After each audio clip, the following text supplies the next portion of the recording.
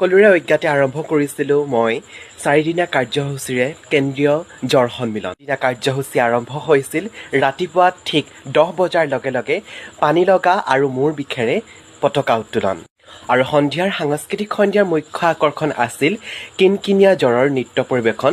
লগতে সাংস্কৃতিক সন্ধিয়াটো আধাৰিত হিচাপে আছিলে হাগনি। আৰু দ্বিতীয় দিনাৰ কাৰ্যসূচী আছিল আমাৰ বিশেষ অনুষ্ঠান প্ৰচণ্ড জ্বৰত বিচনাত মাথা পেলাই শুই থকা অনুষ্ঠান। আৰু লগতে তৃতীয় দিনাৰ সাংস্কৃতিক সন্ধিয়াৰ মুখ্য আকৰ্ষণ আছিল পেৰাচিটামলকে আদি কৰি বহুকেইজন শিল্পীৰ গীতৰ শৰাই।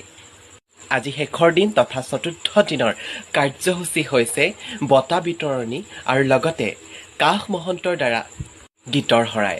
আৰু কাশ মহন্তক আদৰাই নিব অসমৰ জনপ্ৰিয় অভিনেত্ৰী কফ চিৰাফ বাইদেৱে। ধন্যবাদ। সকলো আহিব কিন্তু দেই।